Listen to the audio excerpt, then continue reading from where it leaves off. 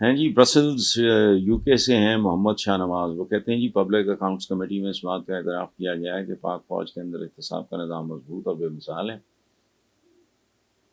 اس کے علاوہ ہر قومی ادارے میں آب و ہوائی بگڑا ہوا ہے. کیا اس حقیقت کو سامنے رکھتے ہوئے ہر اہل جارے نتو خیرے کو پاک فوج پہ تنقید کرنے سے باز نہیں رہنا چاہیے؟ بالکل رہنا چاہیے، امپروو کرنا چاہیے، اپنی اوقات دیکھنی چاہیے. یہ بھی جو پبلک اکاؤنٹس کمیٹی، یہ کیا کمیٹیاں کموٹیاں، یہ کیا کرتی ہیں؟ یہ کوئی انکشاف کر رہے ہیں کہ پاک فوج کے اندر احتساب کا نظام مضبوط اور بے مثال ہے؟ ان کو اب ہوش آئی ہے، انہیں اب پتہ لگا ہے؟ کچھ بھی نہیں. نہیں بس آج کل چونکہ اس طرح کی فضا ہے، ہوا ہے، موسم سازگار ہے، ٹھیک ہے، اس لیے چھوڑیں لوگ. ایک سے زیادہ سلطان نہیں رہ سکتا. یہ پاکستان جمہوری ملک چھوٹ نہیں ہے، یہ لفظ فراڈ ہے یا فیشن ہے. تو یہاں چند سلطانوں کے درمیان لڑائی ہوتی ہے. یہ پہلے بھی ایک بڑی طاقت سے خوف زدہ ہو کے خوف نے ان کو اکٹھا کیا. اب جیسے جیسے وہ خوف ختم ہوتا ہے، اگر ختم ہوتا ہے تو یہ اپنی اوقات میں آ جائیں گے، سوال ہی نہیں پیدا ہوتا.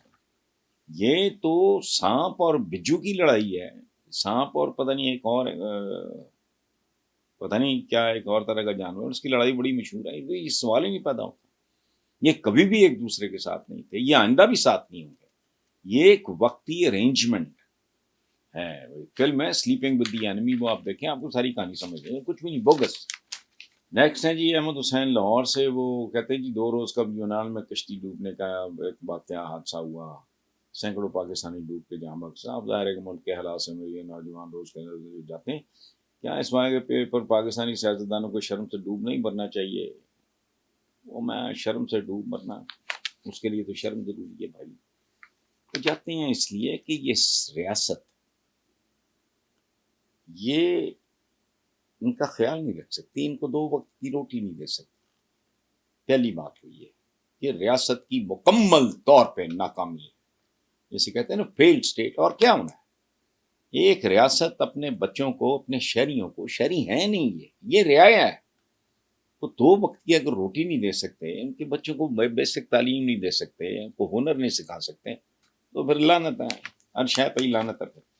تو یہ بات آپ کی ٹھیک ہے، کچھ ان کا اپنا قصور ہے. دیکھو جو جاتا ہے وہ کوئی 40 50 60 لاکھ کا ماں کا زیور بیچے گا، باپ کی کوئی 2 کلے 4 کلے زمین بیچے گا.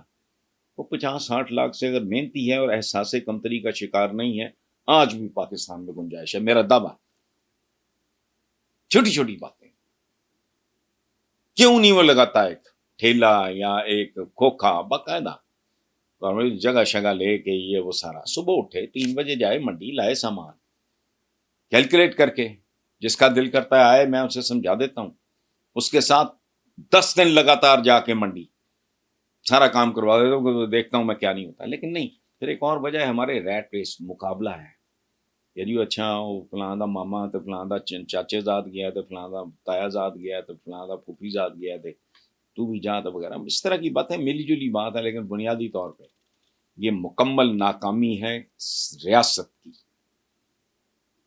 جو اپنے شہریوں کی، چونکہ شہری ہیں ہی نہیں، یہ تو رعایا ہیں، یہ تو کمی ہے ان کے. تو ان کی ویلفیئر کیا ہونا ہے؟ جس دن اس ملک کا جو حکمران ہے اس کا عوام جو ہے وہ کمیوں کی بجائے اس کے وہ بن جائیں گے،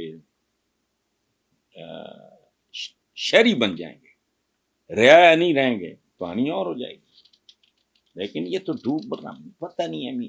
پرچم سرنگوں، پرچم کہاں یار سرنگوں، فراڈ. اس پرچم کے سائے تلے ہم ایک ہیں، یعنی مریم بھی ایک ہے، اور ماسی برکتیں بھی ایک ہے، بلاول بھی ایک ہے، بابو محمدین فاقے کاٹتا وہ بھی ایک ہے. کیا فراڈ ہے یہ؟ پرچم سرنگوں اور پتہ نہیں سوگ منایا جائے گا. سوگ منانے پہ کیا لگتا ہے؟ تم نے تو اسی طرح خدیں پاڑنی ہیں اور اپنا چرخے اڑانے ہیں، دیسی چکنی ہو، سارا تمہارا تو کام ٹھیک ہے. تم کیا سوگ لوگوں کو اور بیوقوف بنا رہے ہیں؟ پرچم سرنگوں اور فلانا، یہ وہی پرچم ہے نا جس کے بارے میں اس پرچم کے سائے تلے ہم ایک ہیں، اوکے ایک ہیں. کہاں جاتی عمریں ہیں، کہاں رہنے کو جگہ ہی نہیں. یعنی سرے سے ایک امرلہ بھی نہیں. کہاں ایون فیلڈ انگلینڈ میں کھربوں روپے کی جائیدادیں ہیں. وہ پائرٹس آف پتہ نہیں کیا وہ لکھ لے کے وہ گورا بھی پاگل ہو گیا. لیکن ہم تو بڑے ڈھیٹ اور بے شرم لوگ ہیں، پھر ان کے بارے میں سوچتے ہیں.